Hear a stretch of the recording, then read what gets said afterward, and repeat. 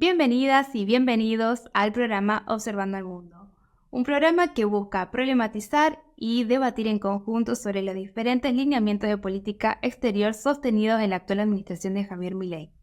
En el día de la fecha vamos a abordar dos vínculos bilaterales que son de suma relevancia para nuestro país, la República Popular China y Brasil. En el día de la fecha vamos a contar con la participación de Esteban Actis, doctor en Relaciones Internacionales, docente e investigador de la Facultad de Ciencia Política y Relaciones Internacionales de la UNR, y Carla Oliva, quien es magíster en Relaciones Internacionales, docente e investigadora de la Facultad de Ciencia Política y Relaciones Internacionales de la UNR y a su vez es la docente coordinadora del grupo de estudios sobre China y Argentina. Bueno, en primer lugar, agradecerles por hacerse un tiempito de la semana y venir justamente a hablar un poco de política exterior en un contexto que tanto lo amerita. Para ir directo al grano, les hago una consulta. Nosotros elegimos hoy en día para abordar dos actores, China y Brasil. ¿Por qué es tan importante pensar estos dos actores de cara a la política argentina? ¿Por qué lugar tienen en el diseño de nuestra política exterior? Bueno, en el caso de China, para comenzar, porque es una potencia global, porque es un inversor de primer orden, porque es un socio comercial muy importante, porque tiene poder a escala internacional. Entonces, para Argentina, el vínculo con China es un vínculo que debe ser prioritario. Es un socio que en los últimos 20 años ha sido central para nuestro país, en términos, como decía, comerciales, pero también en términos financieros. Y bueno, básicamente en líneas generales, porque estamos hablando de una potencia global y tenemos que entenderla como tal. En todas las dimensiones de la política internacional, la República Popular China tiene influencia, es trascendente, y a partir del gobierno del actual presidente Xi Jinping es una potencia proactiva, asertiva, que tiene lugar en todos los debates y que incluso crea o fomenta el surgimiento de instancias multilaterales novedosas, nuevas, en las que Argentina también participa. Bueno, en el caso de Brasil, y complementando lo que dice Carla, si uno mira desde la segunda mitad del siglo XX, Argentina tenía dos ejes estructurantes de su política exterior, en términos de relaciones bilaterales, Estados Unidos y Brasil.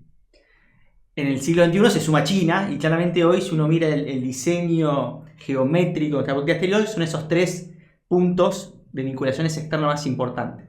En el caso de Brasil, como decía Carla también, es un socio comercial, principal socio comercial, formamos un bloque de integración como el Mercosur, también es un inversor extranjero directo importante, compartimos una frontera muy vasta, o sea, tenemos una cuestión fronteriza esencial.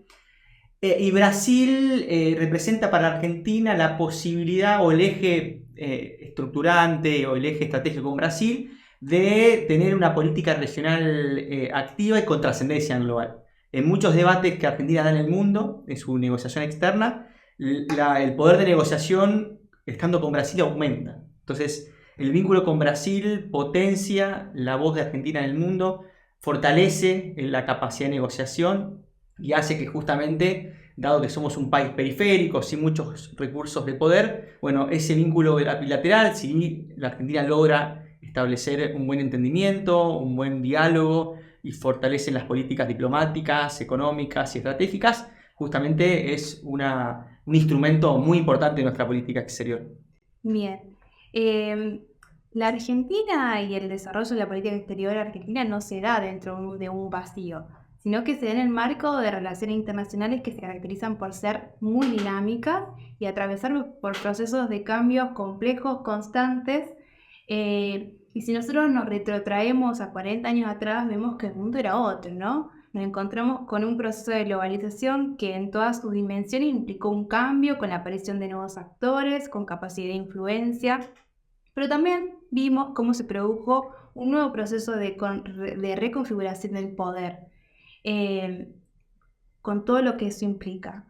Si nosotros evaluamos lo que fue la inserción de la Argentina en el marco de esa globalización, ya transitando la tercera década del siglo XXI, ¿Qué valoración podemos aportar? ¿Qué podemos decir? ¿Cómo se insertó la Argentina en esa globalización que ha atravesado por diferentes momentos de cambio? Bien, en general yo tengo una lectura bastante pesimista de la inserción de Argentina en la globalización. La globalización tiene dos grandes aristas, sobre todo la globalización económica, financiera y comercial. Si uno mira los números en términos comerciales, la Argentina viene perdiendo participación del país en el comercio mundial. Teníamos casi el 0,4% hace 20 años, ya tenemos menos del 0,3%, o sea, cada vez comerciamos menos al mundo. Eso es decir, que exportamos menos al mundo en términos relativos que hace 30 años. Y la otra pata es la financiera, es decir, la capacidad que tienen los estados de poder tomar deuda, financiarse con actores externos, sean bonistas extranjeros, sean fondos de inversiones, organismos multilaterales como el FMI, préstamos de países, o puede ser el Club de París o con China. Bueno, en esa dimensión también uno ve que Argentina ha tenido traspiés tras traspiés, hemos tenido default, crisis de deuda, más allá de que efectivamente el sistema financiero internacional tiene su arquitectura bastante compleja para los países y muchas veces hasta podemos decir dañina, la Argentina no ha sabido insertarse perfectamente. Países vecinos han sabido en los últimos años, sobre todo después de la crisis de la década de los 90, donde hubo varias crisis financieras, han sabido estructurar una relación financiera. Entonces, en ese sentido, a la Argentina le ha costado entender la globalización, insertarse correctamente. Y si uno mira los números, los indicadores, va a ver que podemos decir que hemos sido un perdedor de esa globalización que en los últimos 40 años, como bien dijiste vos, no ha sido lineal, ha ido cambiando, pero en términos generales no nos hemos sabido insertar de una manera inteligente y virtuosa y que sea funcional para el desarrollo del país. Bien, en este contexto de cambios, como bien dijimos, un actor que ha cobrado el protagonismo central fue China, ¿no? Un actor que se convirtió en vital no solamente para la República Argentina, sino que también para la región. ¿Cómo podríamos caracterizar ese vínculo que fue adoptando China en relación a la región y en particular con la Argentina? Bueno, para China la región no es una de las regiones prioritarias en el orden internacional, pero es una región en la que los documentos de la política china indican que el objetivo fundamental es el comercio. China se transformó en el principal socio comercial de la mayoría de los países de la región. Sin embargo, su comercio está ordenado o aglutinado en 4 o 5 países que son los centrales, entre ellos Brasil, Chile, Perú, México, y en algunos productos que la región le exporta a China, que también la mayoría de nuestra canasta exportadora son soja, cobre, hierro y petróleo. Entonces el 70% de lo que la región exporta a China son materias primas, mientras que importa productos más sofisticados, con más elaboración, fundamentalmente maquinaria, productos eléctricos. Bueno, esto ha sido muy cuestionado, este esquema del relacionamiento comercial ha sido muy cuestionado desde la academia y también desde algunos sectores políticos porque reedita algunos patrones de relacionamiento de etapas anteriores. Pero bueno, para China, digamos, la región ha adquirido cada vez más relevancia. China está inserta en procesos de integración y de cooperación de la región. Eso le permite tener llegada también a los gobiernos. Hay acuerdos de libre comercio de China con algunos países como Chile, Perú, otros que están en negociación. Así que diríamos que esto ha generado preocupación, por ejemplo, de parte de Estados Unidos, que considera que la presencia de China en América Latina es una amenaza para su propia seguridad nacional. Biden apenas asume, establece que no quiere que América Latina sea otro continente como África, que considera que está a merced de China. Entonces hace un planteo de que Estados Unidos tiene que generar un giro en su política hacia América Latina para recuperar influencia perdida a manos de China. Y allí, bueno, vamos ganando entonces algún espacio en la agenda de estos dos actores, de estas dos potencias que se disputan la distribución de poder, ¿no? Eso en líneas generales. Desde la perspectiva de Argentina, nosotros teníamos una continuidad en nuestra política exterior hacia China. Digamos, desde hace mucho tiempo, primero se comienza a valorar el mercado como objeto para nuestras exportaciones, para nuestros productos. Luego se va pensando en China como un socio comercial, un socio financiero, esto que venía diciendo inicialmente. Hay una serie de acuerdos. Argentina en 2014 se transforma en socio estratégico integral de China. Esto hace que la relación se densifique, que haya muchos acuerdos en diferentes áreas más allá del comercio, pero bueno, hemos tenido también un giro con la asunción de Javier Milei a la presidencia y se ha erosionado ese vínculo bilateral en muchos sentidos y nos estamos distanciando de China con una opción geopolítica en favor de Estados Unidos. Ese distanciamiento repercute en términos políticos, pero repercute en el comercio exterior de Argentina y por ende, ¿no?, perjudica nuestra balanza comercial. Lo que a mí se me viene a la cabeza cuando vos planteas esto es que China tiene la posibilidad de moverse y en todo caso buscar mercados alternativos al cual comprarle soja, al cual comprarle carne. Pero la República Argentina no tiene esos márgenes como para decir, bueno, encuentro un mercado de estas dimensiones para encontrar justamente un espacio donde vender mis productos. Entonces, ¿cómo te parece que de acá en más puede continuar esta tensión? ¿A vos te parece que China, la lógica que tiene por ahí de vincularse, de siempre pensar a largo plazo, puede incidir positivamente para que a pesar, digamos, de estas encontronazos a nivel personal o a nivel presidencial por parte de Milei, no perjudique, digamos, este marco de relaciones que han sabido igualmente institucionalizarse? Bueno, yo creo que sería deseable que nuestro gobierno se flexibilice o mitigue la confrontación política, esta narrativa de dictadura comunista o, bueno, algunas apreciaciones que han sido muy negativas. Pero creo que hay una línea roja que el gobierno argentino no tiene que pasar y es el vínculo con los representantes de Taiwán. A partir de ahí, digamos, nos paramos en un lugar muy negativo en el vínculo con China y además contrariamos nuestros objetivos en política internacional por la cuestión de la soberanía sobre las Malvinas, que está asociado al principio de integridad territorial que los chinos defienden en el caso de Taiwán.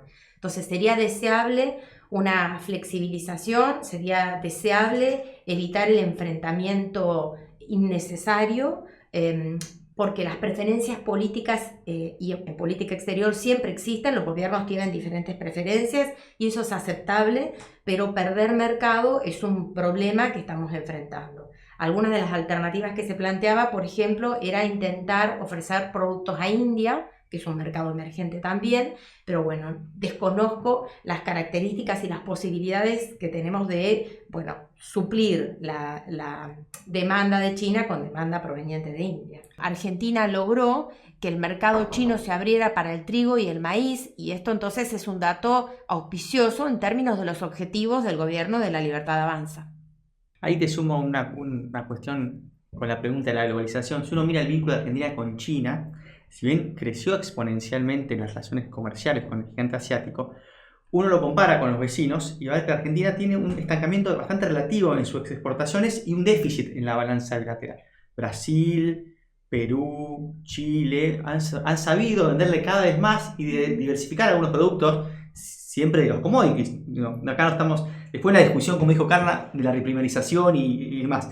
Pero digo, la Argentina le sigue viendo soja, no ha sabido explotar y explorar minerales. La Argentina tiene hundido en nuestra cordillera cobre, minerales, potasio en Malargüe, en Mendoza. O sea, la Argentina no ha sabido diversificar su canasta exportadora con China, lo que nos hace muy deficitario el vínculo. Y en materia financiera hemos tenido varios, y esto los gobiernos desde Cristina Fernández de Kirchner, Macri y Alberto Fernández, de ir a ver a China como un prestamista de última instancia. Esto es, que el Banco Central vía swap, que es un mecanismo de robustecimiento de las reservas, nos preste plata, y porque Argentina recurrentemente está en crisis financiera y problemas de su Banco Central, problema de la moneda. Y acá creo que hay muy importante, la política exterior es una política pública más, y la política doméstica importa mucho. Entonces, las crisis económicas recurrentes de Argentina, hace la última década, 5 recesiones, problemas de inflación recurrente, tipo de cambio diferenciado. Entonces esas cuestiones claramente impactan en el vínculo bilateral con cualquier país, con China, con Estados Unidos, con Brasil. Entonces ahí también hay una cuestión, y esto que siempre hablamos, del modelo de desarrollo de Argentina, que mientras no logremos algunos puntos de acuerdos básicos y sobre todo pensar nuestro patrón de especialización productiva y comercial, va a ser muy difícil vincularnos con cualquier país externo, sea su orientación política, su estructura. Entonces, en ese sentido, si uno mira el vínculo con China, claramente hemos tenido una suboptimización de ese vínculo vis a vis otros países de la región. Y en el caso de esa relación, también para agregar algo más, Argentina enfrenta algunos problemas en la relación con China. Uno de esos problemas tiene que ver con la escala. No tiene para ofrecer productos en la escala que China requiere. Y por otra parte, enfrenta el problema de que China elabora internamente, por ejemplo, el aceite de soja. Nos compra la soja y le agrega el valor internamente. Esto es una política estratégica porque China tiene un planeamiento estratégico de mediano y largo plazo. Entonces Argentina, como dijo Esteban, no ha podido mejorar su oferta con China ni tampoco mejorar el balance comercial, que es deficitario desde hace muchísimos años para nuestro país. Uno de los cambios que uno puede reconocer de esta nueva administración de Javier Milei es su creciente acercamiento con Estados Unidos, ¿no? En donde nos hace muchas veces recordar a la política exterior que se desplegó en la década de los 90, con las particularidades que tiene justamente la administración de Javier Milei. ¿Cómo te parece que puede repercutir ese acercamiento con Estados Unidos en este vínculo con China? Bueno, evidentemente lo que genera es una erosión del vínculo, un alejamiento con China, como veníamos diciendo, digamos, en esta disputa por la hegemonía global, dejar de lado algunos acuerdos que estaban en algunos casos, si se quiere, paralizados, pero bueno, se seguía esperando su concreción, como el acuerdo de la central nuclear, o paralizar la construcción de las represas en el sur de Argentina, o inspeccionar la Estación Espacial Internacional que tenemos en Neuquén, en nuestro país, que controla China. Bueno, todas estas cuestiones han erosionado el vínculo claramente y para China son mensajes políticos y no podemos desacoplar, la política del comercio, de las finanzas. Viene todo unido. Entonces, cuando el vínculo político comienza a resquebrajarse, cuando comenzamos a elegir al otro, a la otra potencia, bueno, con China nos estamos alejando. Esto es lo que estamos viendo. De hecho, China pasó de ser nuestro segundo socio comercial detrás de Brasil al tercero o cuarto, según las últimas estadísticas de INDEC. Entonces, bueno, viene perdiendo lugar y lo que más caen son las compras de China a Argentina. Si bien cayeron también las importaciones argentinas de productos chinos, lo que más cae son nuestras exportaciones hacia China. Y ahí sigo sumando. Cuando uno da clases, lo primero que digo cuando doy un curso de relaciones internacionales, las relaciones internacionales son relaciones de poder. Entonces, cuando uno va a tensar un vínculo bilateral, tiene que tener una buena lectura de cuáles son los vínculos de poder. En este caso, el deterioro del vínculo con China es mucho más dañino para Argentina que para China.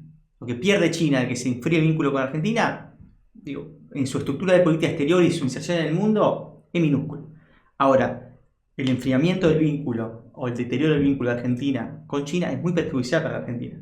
No solamente en el canal comercial, porque también, digo, si bien el comercio hay una complementariedad comercial y eso no se va a romper, pero para abrir nuevos mercados se necesitan la aceptación de controles fitosanitarios, regulaciones, todo eso son controles estatales que y ya pasó por ejemplo el gobierno de Bolsonaro, cuando Bolsonaro en Brasil tuvo algún tipo también de narrativa y de retórica contraria a China, que bueno, tuvo un distinto tipo de frenos de exportaciones. Entonces, digo, eso suele suceder y es parte de las retaliaciones diplomáticas. Pero sobre todo en el canal financiero, la Argentina necesita que continúe el swap, que se renueve el swap, porque es una fuente de financiamiento muy importante que la Argentina hoy no tiene y que el actual gobierno no parece haberla suplido. No es que la Argentina logró 10.000 millones de dólares del Fondo Monetario Internacional. Digo, esa ventanilla sigue cerrada, todavía el riesgo país sigue muy elevado, entonces emitir deuda en el mercado privado de capitales sigue siendo imposible. Entonces, la verdad, viendo ese panorama, claramente las actitudes en términos de discursiva y de algunas acciones del gobierno actual, bueno, son un llamado de atención, no solamente porque estamos hablando de una cuestión menor, sino porque es un actor que tiene implicancias para la economía diaria, para la posibilidad de que Argentina vuelva a tener un crecimiento económico. Entonces, claramente es una situación de una alarma y de una situación de mucha preocupación. Y hablando justamente también, ya que está estamos hablando con vos, se me venía a la cabeza, ¿cómo fue la evolución del vínculo entre Argentina y Brasil a lo largo de estos años y en qué situación nos encontramos hoy? Bueno, el vínculo con la Argentina y con Brasil es de cierta continuidad en el sentido de que todos los gobiernos de la democracia han pensado el vínculo, como yo te decía, como un actor clave en la política exterior. En algunos, generalmente, cuando hemos tenido gobiernos liberales, conservadores, el vínculo ha pasado a un segundo plano, porque justamente se ha pensado y se ha preferido un vínculo con Estados Unidos, con una mayor centralidad. Y cuando hemos tenido gobiernos progresistas de centro izquierda, el vínculo con Brasil ha estado justamente al tope de la agenda porque se ha pensado en la lógica de la autonomía y de esta idea de que dos autores muy conocidos en la disciplina, Raz y Tocatlián, hablan de la autonomía relacional. Pensar la autonomía de Argentina siempre está vinculado con Brasil. Pero bueno, también el vínculo ha tenido muchos sinsabores, muchas situaciones de dificultades, sobre todo en lo comercial. ¿Y cómo jugó la variable poder en este vínculo tan complejo? También la Argentina, en estos tres vínculos que yo te decía, Estados Unidos, Brasil y con China, lo que ha pasado en el siglo XXI que la Argentina ha perdido poder relativo con los tres. Entonces, cuando más allá de las buenas intenciones, de la retórica y la narrativa, Brasil también ha sabido ejercer poder con Argentina. Y en ese sentido, bueno, muchas veces ha habido recelos de la Argentina con el vínculo con Brasil. La Argentina espera más del vínculo con Brasil. Por ejemplo, en el gobierno de Alberto Fernández, cuando ganó Lula, hubo mucha expectativa de que Lula y Brasil pudiese ayudar a la Argentina, vía financieramente. Efectivamente, después, bueno, las relaciones son más complejas y son más difíciles de muchas iniciativas llevar. Pero en ese sentido, el vínculo sigue siendo importante y la agenda es muy robusta. La Argentina tiene cooperación nuclear con Brasil. Tenemos la ABAC, que es una agencia de control nuclear bilateral, que es una agencia justamente creada para que cada país que tenga una política nuclear con fines pacíficos le muestra a su vecino qué está haciendo. Eso muestra un nivel de confianza muy fuerte. Tenemos vínculos muy fluidos entre las fuerzas armadas de ambos países, vínculos científicos. Entonces, el vínculo con Brasil, ni que hablar en vínculos sociales académicos, vínculos universitarios. O sea, el vínculo con Brasil es muy fluido, muy robusto, las interacciones son múltiples y eso hace que también sea un actor indispensable de la política exterior. Pero esta mala vinculación existente a nivel presidente, porque es muy evidente que no hay sintonía política entre Milei y Lula. De hecho, bueno, cuando se produjo el acto de asunción de Milei, no viajó Lula, pero sí tuvimos a Bolsonaro y a Eduardo Bolsonaro. ¿Cómo puede incidir en este esquema de relaciones tan importantes? Bien, yo creo que ahí el actual gobierno, y también lo sumo a China, tiene como una lógica de una diplomacia presidencial del presidente y algún círculo íntimo que tiene una visión y piensa la política exterior en términos de tributar a la política doméstica, a acrecentar su base de poder doméstico. Entonces, claramente tiene una retórica muy disruptiva, inclusive que rompe con las relaciones diplomáticas que uno ha conocido un presidente, y espera que después la diplomacia en un segundo nivel, hacia la Cancillería, algunos ministerios, puedan ir teniendo relaciones técnicas que puedan justamente seguir con las agendas. Ahora, el tema es que eso se toca, no son dos carriles separados. Muchas veces cuando justamente pasa eso y no hay una sintonía política o los vínculos políticos se deterioran, eso repercute negativamente en el vínculo con Brasil.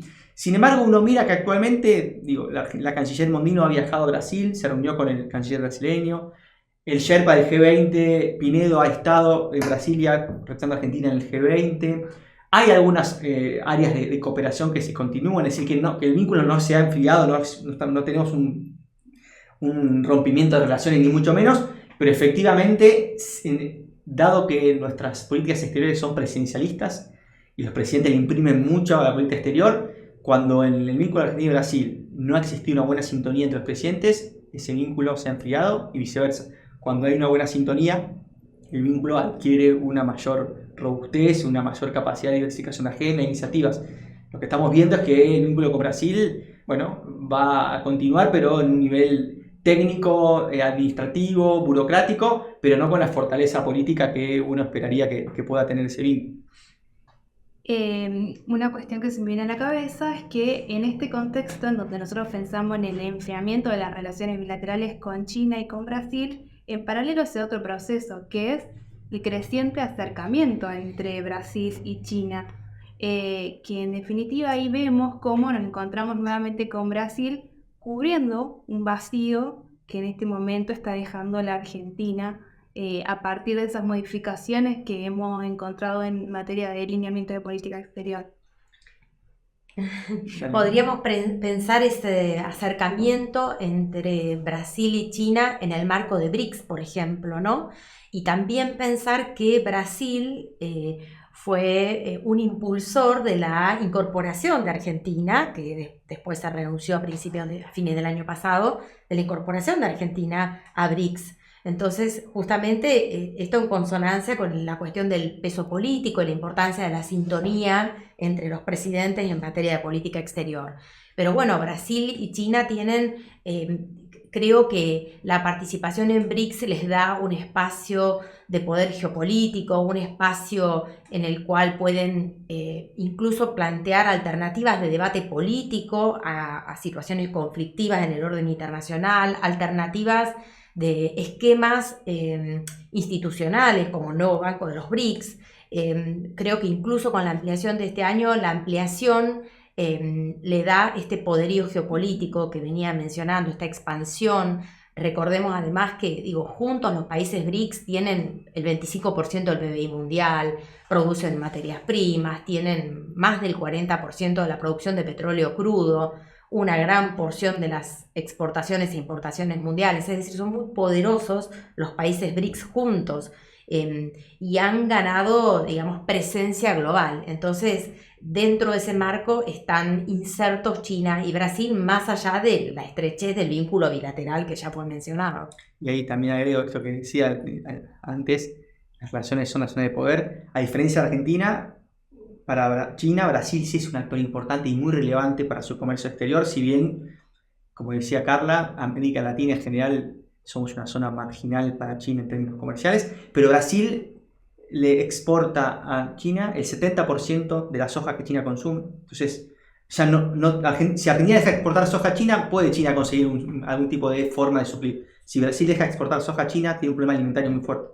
Inclusive pensemos en términos de infraestructura. Está planificada la creación de una vía férrea del Atlántico al Pacífico que va de Brasil a Perú con financiamiento chino, que genera preocupaciones en algunos sectores, pero que además pone sobre la mesa la importancia que China le asigna a su vínculo con Brasil, porque tiene que ver con exportar por esa vía los productos para que lleguen a su propio mercado. Pensemos en que en el marco de la nueva ruta de la seda, que en 2017 se amplía esa ruta marítima a América Latina y el Caribe, Brasil tiene un rol muy destacado y este proyecto de infraestructura que, no está concretado, es incipiente, pero que, es interesante también mencionarlo. Y la otra que le decía, hablar de la soja, Brasil exporta mineral de hierro, un mineral clave para la industria, también Brasil los principales productores a nivel mundial, y también cada vez empieza a exportarle más petróleo a China. Petróleo, energía, alimentos y minerales, China no es autosuficiente, va a necesitar por mucho tiempo actores externos. Entonces, en ese sentido, Brasil adquiere un rol muy importante. Tan importante que, por ejemplo, Brasil hoy no es parte de esta llamada famosa iniciativa china de BRI, de la famosa ruta de la seda, porque claramente la robustez del vínculo no hace falta que tenga que firmar ese acuerdo para recibir inversiones. El nivel estructural es tan grande que un proyecto que Argentina y más de 20 países de la región se han sumado, porque justamente ante esa debilidad, decir, haya un acuerdo, un paraguas de negociación, es importante. Brasil no lo hace, no porque no quiere sumarse, porque efectivamente el vínculo es tan robusto y tan importante que no. Entonces estamos hablando de dimensiones totalmente distintas en el caso de Argentina, y eso para Argentina es un desafío porque justamente nos obliga a negociar con Brasil, con China, desde la debilidad, y eso es una gran alarma y una gran preocupación estructural de la política exterior argentina. Retomando el tema de los BRICS, ¿qué costo puede implicar justamente para la Argentina el haber rechazado ingresar a este esquema? Bueno, más allá de los costos en pérdida de oportunidades en materia financiera, en materia de vínculos políticos y demás, yo creo que vuelvo con lo que mencionaba anteriormente, la erosión del vínculo y sobre todo el desplante diplomático que se le hace a China, porque digamos, a partir de las negociaciones con el canciller chino, el acuerdo para que Argentina se incorpore. China también tiene un rol importante, digamos, porque en este grupo el rol de China es claramente muy relevante, muy significativo. Entonces hay un desplante diplomático que tiene un costo político, un costo digamos, en el mediano plazo, en términos del gobierno argentino, que lo vamos a seguir viendo. Entiendo que está vinculado con otras decisiones que va a ir tomando China. Por eso la canciller Mondino hace un viaje a China y no vuelve con el anuncio de renovación del swap. En otra oportunidad hubiera vuelto con ese anuncio de renovación. Entonces ahí eso es lo que nos está demostrando, es que bueno, estamos pagando una especie de castigo, digamos, por esta conducta diplomática. Pero de todos modos renueva ese swap y esto es un mensaje simbólico muy importante de la paciencia china. Entonces, por un lado, el gobierno ideológicamente se para del lado de Estados Unidos, pero por el otro China sigue jugando con Argentina como un actor importante en el plano regional y sigue apostando a ese vínculo bilateral. Argentina no es el único país que tiene swaps o intercambios de divisas con China. Hay, por ejemplo, países como el Reino Unido, Brasil, otros países del mundo que forman parte de esta estrategia financiera internacional de China. ¿Por qué se desarrolla esta estrategia que estoy mencionando? Bueno, porque China pretende tener un rol cada vez más importante en las finanzas globales y para ello es relevante que su moneda sea conocida por el resto del mundo y además sea utilizada por el resto de los países del mundo. Entonces, estos swaps hacen que tengamos yuanes en nuestro banco central y que con acuerdo de China puedan transformarse en dólares para pagar deuda en dólares que tiene nuestro país con organismos internacionales. No es BRIC sí o BRICS no para Argentina, sino cómo fue el proceso. Porque una cosa es no querer sumarse a una adhesión, y de primero claro dejar dicho, y otra cosa como fue Argentina ya teniendo la adhesión, la invitación a haber defeccionado. Esa defección tiene simbólicamente costos. Si Argentina podía tranquilamente, y si el gobierno actual no estaba de acuerdo con ese proyecto, haberse sumado, tener un bajo perfil, inclusive haber negociado con otros actores como Estados Unidos, siendo una democracia en BRICS, mostrando, bueno, nosotros podemos tener una voz democrática en muchos gobiernos autocráticos dentro de BRICS. O sea, claramente podría haber entrado con un perfil bajo, si se quiere, pero aprovechando algunas ventanas de oportunidades que tiene BRICS, no solamente, como decía Carla, por lo que importa a BRICS en términos de sus indicadores de poder, sino porque también son espacios de gobernanza que permiten vincularse con el mundo. Uno va a un foro y se reúne con empresarios, con diplomáticos de muchos países, no solamente BRICS, sino BRICS ampliado. Entonces, claramente, como estaban jugadas las cartas, la defección tiene un costo simbólico y un costo operativo que muy poco muestra una decisión muy poco pragmática y de largo plazo que la Argentina puede haber tenido, inclusive si el gobierno actual no estaba de acuerdo con China, con Rusia, en el contexto de la guerra entre Rusia y Ucrania. Había un montón de peros que yo también como analista lo puedo poner. No es el mismo BRICS que hace el BRICS hace 10 años, pero la defección, a mi entender, es una mala lectura del mundo. Y hay otros dos elementos que tenemos que tener en cuenta. Primero, en línea con lo que Esteban mencionaba, para China, fundamentalmente, la continuidad es clave. Estabilidad y continuidad son claves. Entonces, esa ruptura de no incorporarse, de renunciar al ingreso, realmente es muy mal leída desde China. Y por otra parte, BRICS contiene, además de Brasil, nuestro socio regional, demás, contiene a India, que es la democracia más grande del mundo en cantidad de electores, que además ha cambiado desde hace aproximadamente 2001 el vínculo con Estados Unidos. No podemos hablar de alianza, pero sí tiene un vínculo muy estrecho con Estados Unidos. Cambió muchísimo el vínculo porque además Estados Unidos percibe a India como un poder para equilibrar a China en términos regionales. Entonces, si India puede participar, ¿por qué Argentina no lo puede hacer? Y por qué no, incluso bajando el perfil, como mencionaba Esteban. Hubiera sido una estrategia que nos hubiera posicionado en esa instancia y nos hubiera brindado oportunidades. Y en este marco, ¿cómo ven las relaciones del país con la región? ¿Qué cambios han visto o continuidades han visto en este lapso de 6 meses? Bueno, la verdad que la región no parece ser una geografía prioritaria para la política exterior.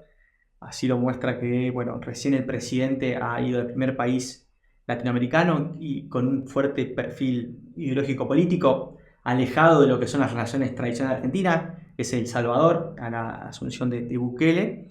Y bueno, uno mira que justamente la región, en el contexto de un fuerte vínculo con Estados Unidos, un acoplamiento a la política exterior, ha perdido o sea, ha desjerarquizado el vínculo regional. Y bueno, y esa es claramente una situación que rompe un poco con la política exterior argentina, porque inclusive el gobierno de Mauricio Macri, con un buen vínculo con Estados Unidos, no dejó de tener una política regional activa. Más allá de que uno puede decir, bueno, no le gustaba el perfil, participó de lo que fue el proceso de concertación del Grupo de Lima por el tema Venezuela, intentó vincular al Mercosur con la Alianza del Pacífico, o sea, había una política regional. En estos 6 meses que tenemos del actual gobierno de Javier Milei, no se vislumbra ninguna iniciativa de carácter regional, y en ese sentido hay una cierta semejanza con lo que fue la política exterior de Bolsonaro en Brasil, donde una de las críticas fue que justamente Brasil, la política regional de Brasil es constitutiva. Yo siempre cuando doy clase pienso que Brasil tiene fronteras con todos los países de Sudamérica menos con 2, con Ecuador y con Chile. O sea, Brasil no es una opción tener política regional, es una exigencia por su geografía. Bueno, el gobierno de Bolsonaro tuvo una defección regional muy fuerte y uno ve que en esa visión ideológica semejante de lo que puede ser la denominada alt-right o derecha alternativa, hay un intento de réplica de abandonar una política regional en la política exterior. Y en base a esto, en base a estos cambios que hemos visto, ¿cómo podrían describir la política exterior que está llevando adelante el gobierno de Milei? Buena pregunta. Es una política exterior que creo que está atravesada por un prisma ideológico, donde el componente central es la opción geopolítica por el vínculo con Estados Unidos. Creo que está muy concentrada en ese vínculo, por lo que pudimos ver, digamos, en estos primeros 6 meses. Eso no quiere decir que continúe de esta forma, puede adaptarse, puede flexibilizarse, pero bueno, está claro que el presidente prioriza ese vínculo y que eso determina el resto de los vínculos. El vínculo regional, como mencionaba Esteban, el vínculo con China, el vínculo con esquemas institucionales, la participación en instancias como BRICS, también como la nueva ruta de la seda, como el Banco Asiático de Inversión en Infraestructura, que son iniciativas chinas, bueno, que han perdido perfil, relevancia para nuestra política exterior. Y sumo a lo que dice Carla de otras perspectivas. El orden internacional en los últimos años ha tenido 2 procesos simultáneos. El que venimos charlando en el plano interestatal, que es la transición del poder, el corrimiento del poder de Occidente a Oriente, y eso con el ascenso de China. Pero también hay un proceso de difusión del poder. ¿Qué significa la difusión del poder? El empoderamiento de actores no estatales en el sistema internacional. Y uno de esos actores estatales que viene creciendo con mucha fuerza son las denominadas empresas tecnológicas, las Big Tech. Hay un consultor que se llama Ian Bremmer que plantea que nos estamos moviendo en un nuevo mundo que es el momento tecnopolar. No se puede hablar de polaridad, sino hay que hablar de la tecnopolaridad, donde el espacio digital es tan o cual importante que el espacio físico, estatal, territorial. Bueno, Javier Milei es el primer presidente argentino que abraza esa idea de que el mundo va hacia un mundo tecnopolar, donde los estados y las relaciones interestatales son importantes, pero no son centrales, y claramente hay una visión de fortalecer el vínculo con estos tipos de actores. Lo hemos visto con el caso de Elon Musk, en el reciente viaje a Estados Unidos con un conjunto de empresarios de Apple, de Amazon. Entonces creo que esa es una novedad para la política argentina. Y en ese sentido hay una visión muy utópica sobre la tecnología, una apuesta que la inteligencia artificial va a solucionar gran parte de los problemas. Entonces se piensa que la inteligencia artificial puede servir para reemplazar a humanos a la hora de ejercer una política pública. Y la pregunta es, ¿eso es así o no? Es un proceso muy incipiente con muchos peros, pero claramente en el sentido de la política exterior del actual gobierno parece darle mucha más importancia a esa nueva configuración de la difusión del poder con nuevos actores no estatales que en un presidente que viaja, establece vínculos justamente con sus pares. O sea, el presidente fue a Estados Unidos y no se reunió con Biden. Se reunió varias veces ya con empresarios. Entonces, tecnológico. Eso me parece que es un dato novedoso, que hay que seguirlo cómo se continúa, pero me parece que es claramente una novedad de estos 6 meses de política exterior. Igualmente, lo particular es que, esta apuesta que él hace por el sector tecnológico, por fuera del Estado, él apela directamente a empresarios, entendiendo que ahí con eso solo basta para la llegada de inversiones. Se da como en un contexto en donde los estados han comenzado a tener cada vez más influencia en lo que es el desarrollo industrial, especialmente en esas áreas. Cómo, digamos, la visión de él en definitiva va en contramano de lo que sucede. Claramente la pugna entre Estados Unidos y China tiene, digamos, como eje la discusión o el conflicto tecnológico. Recordemos que China tiene el plan de transformarse en 2049 en potencia tecnológica global, de desplazar a China. Recordemos que China tiene investigación y desarrollo y mucho presupuesto destinado hacia esos sectores, que esta es una preocupación de Estados Unidos central porque estos avances tecnológicos reducen la brecha en materia de seguridad, que es la que preocupa a Estados Unidos, en la cual Estados Unidos sin duda sigue siendo una potencia indiscutida en términos de seguridad. Y digo, en la potencia en la región del Asia-Pacífico, esa conflictividad en materia de seguridad es una conflictividad muy presente en lo cotidiano entre ambas potencias. Entonces, incluso, digamos, esta disputa tecnológica afecta a todas las áreas, digamos, en todos los planos que nos podamos imaginar.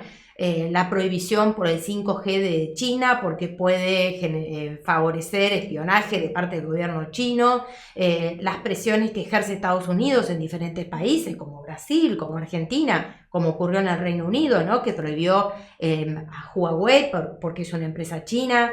Entonces quiero decir, esta difusión del poder que bien mencionaba Esteban también está atravesada por la disputa de poder entre los estados porque son conscientes de la importancia que tiene este desarrollo tecnológico y en el caso de China en términos de relaciones internacionales es realista, piensa en estados. Porque todas las empresas que nosotros vemos en Argentina o invirtiendo en sectores estratégicos son empresas controladas por el Estado, que forman empresas conjuntas con empresas de nuestra región o del resto del mundo, pero son controladas por el Estado, responden a directrices provenientes del Estado, una estrategia de salida al exterior para obtener lo que mencionaba Esteban, recursos estratégicos, alimentos, minerales, combustible. Entonces, bueno, esta disputa tecnológica también está permeada por el poder de los estados. Y ahí es esa idea del regreso de lo que se conoce como la política industrial en el mundo.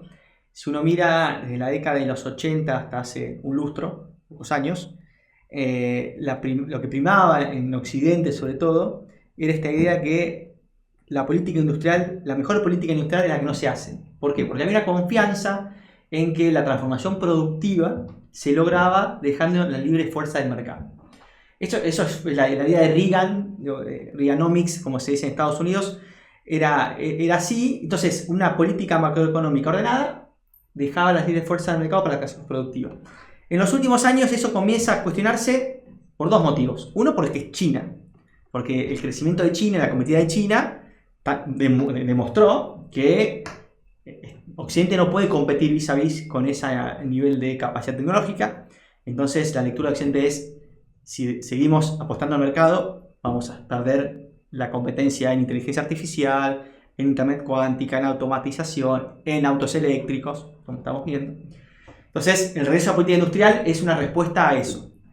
Y la segunda es la necesidad de enfrentar el cambio climático. O sea, si uno mira hoy los dos grandes proyectos políticos de Estados Unidos, lo que conocemos como el CHIP Act, que es la ley de chips, de semiconductores, y la ley para derrocar la inflación, la IRA, como se llama en inglés, una está pensada para combatir a China, la CHIP Act, y otra para la transformación, la descarbonización y la transición energética. Entonces, Occidente está diciendo, ese proceso necesita el Estado. Volvamos a la política industrial.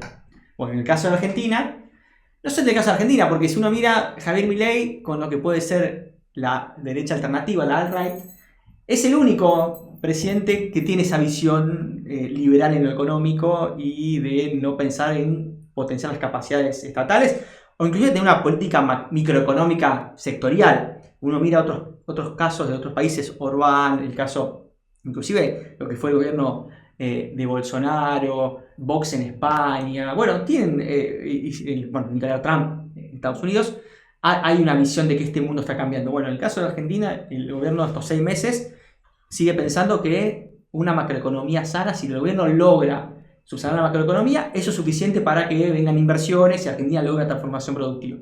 Efectivamente, hoy, ni que hablar de China, como decía Carla, el capitalismo sigue siendo fuertemente estatal, pero en Occidente esas son las políticas o ideas que se están abandonando.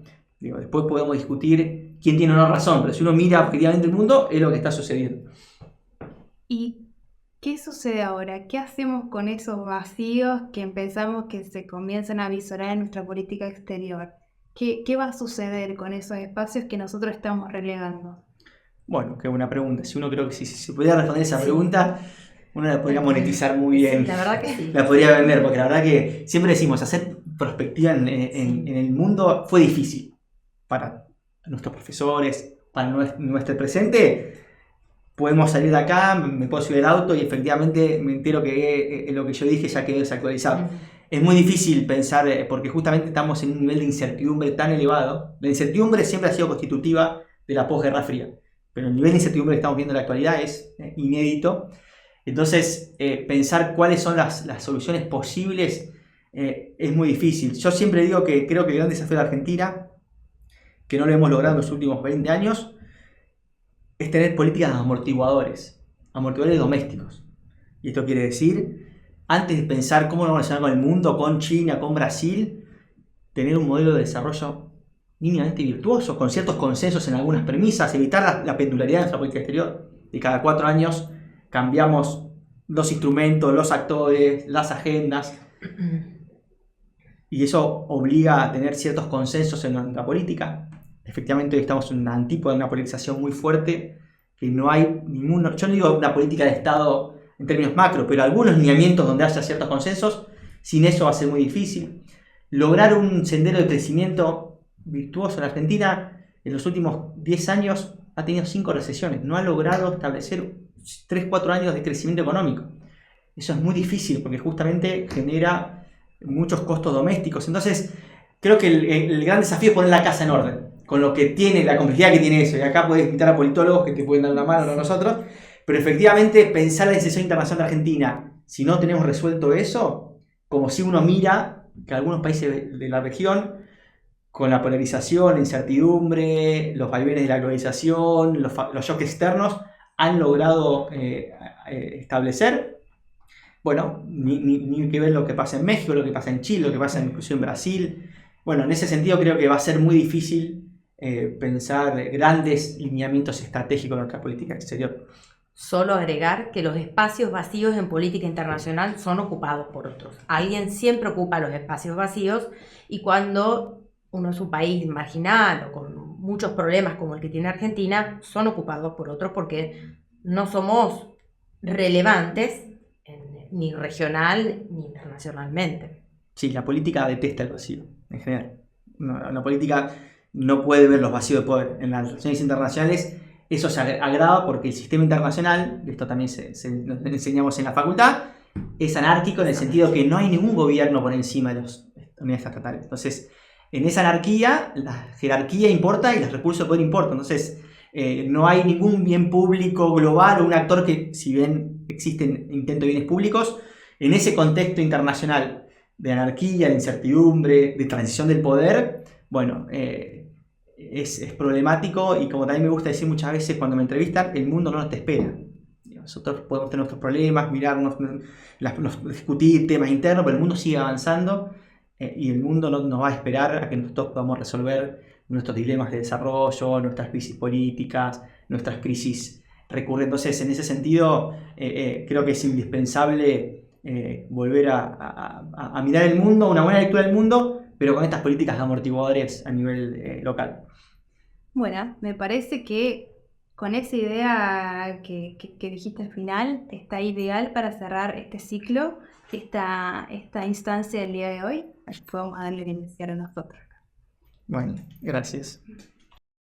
Gracias a todos y a todas por sintonizar este nuevo capítulo de Observando el Mundo. Esperemos que les haya servido para comprender la vitalidad de estos vínculos para nuestro país. Quédense a la espera de la próxima entrega, donde vamos a seguir abordando nuevos ejes de la política exterior de Milei. Por último, recordarles que este trabajo es posible gracias al trabajo conjunto que Fundación Igualar está llevando adelante con CIPEI.